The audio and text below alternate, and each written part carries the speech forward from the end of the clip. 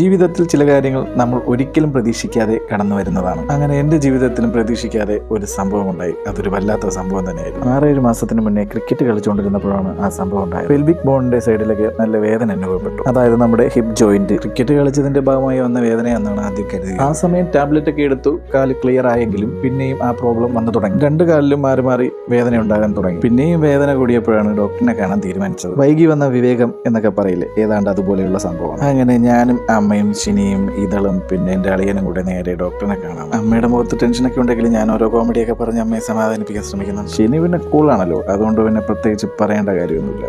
ഞാനും അളിയനും ഷിനിയും കൂടെ ഡോക്ടറിനെ കാണാൻ കയറി. അമ്മ ഇതെല്ലാം വെച്ച് അവിടെ നിൽപ്പുണ്ട്. അപ്പോൾ ബാക്കി കുറച്ച് ആൾക്കാരൊക്കെ അവിടെ വെയിറ്റിംഗ് ആണ്. അങ്ങനെ നേരെ ഡോക്ടറിനെ കണ്ട് തിരിച്ചിറങ്ങിയപ്പോൾ പുള്ളിക്കാരൻ ഒരു എക്സ്റേ എടുത്തിട്ട് വരാൻ പറഞ്ഞു. എക്സ്റേയും കൊണ്ട് അകത്ത് കയറി തിരിച്ചു വന്നപ്പോഴാണ് കഥയിലെ ട്വിസ്റ്റ് ഞങ്ങൾക്ക് മനസ്സിലായത്. നമ്മൾ നിസ്സാരമെന്ന് കരുതിയ ആ വേദനയ്ക്ക് അവരൊരു പേരും കണ്ടുപിടിച്ചു, അവാസ്കുലാർ നെക്രോസിസ്, അതായത് തേയ്മാനം. അത് എത്രത്തോളം സ്പ്രെഡായി എന്നറിയാൻ വേണ്ടിയിട്ട് MRI എടുക്കാൻ ഡോക്ടർ നിർദ്ദേശിച്ചു. MRI എടുക്കുന്നത് ഒരു ബുദ്ധിമുട്ടുള്ള കാര്യമല്ല, പക്ഷെ അതിന്റെ റിസൾട്ടാണ് പേടിപ്പിക്കുന്നത്. എന്തായാലും മൺഡേ മോർണിംഗ് 6:30 ഒരു സ്ലോട്ട് ബുക്ക് ചെയ്തു. ഇതുവരെ കളിച്ചും ചിരിച്ചു നിന്നവരുടെ മുഖമൊക്കെ അങ്ങ് മാറി. എനിക്ക് വേണ്ട മോട്ടിവേഷൻ എല്ലാം തന്ന് നേരെ വണ്ടിയും എടുത്ത് അളിയൻ വീട്ടിലേക്ക് തിരിച്ചു. ഇങ്ങോട്ട് വന്നപ്പോൾ ഉണ്ടായ സന്തോഷം ആരുടെ മുഖത്തും ഞാൻ കണ്ടില്ല. എല്ലാവരെയും ഞാൻ കൂളാക്കാൻ ശ്രമിക്കുന്നുണ്ട്. എന്റെ മനസ്സിലും ഒരുപാട് ചോദ്യങ്ങളുണ്ടായി. MRI റിസൾട്ടിനനുസരിച്ചിരിക്കും സർജറി വേണോ വേണ്ടയോ എന്ന് തീരുമാനിക്കുന്നത്. നമ്മൾ നിസ്സാരമായി കാണുന്ന പല കാര്യങ്ങളും നമ്മളെ എത്രത്തോളം ബുദ്ധിമുട്ടിൽ എത്തിക്കുമെന്നത് എനിക്കിപ്പോൾ മനസ്സിലായി. എന്നെ ഞെട്ടിച്ചത് വേറൊന്നുമല്ല, എനിക്കറിയാവുന്ന കുറച്ചു പേർക്ക് കൂടെ ഈ സെയിം പ്രോബ്ലം ഉണ്ടെന്നറിഞ്ഞപ്പോഴാണ്. ഇതെങ്ങനെ വന്നു എന്ന് ചിന്തിക്കുമ്പോഴെല്ലാം എന്റെ മനസ്സിൽ ഉത്തരമായി വന്നത്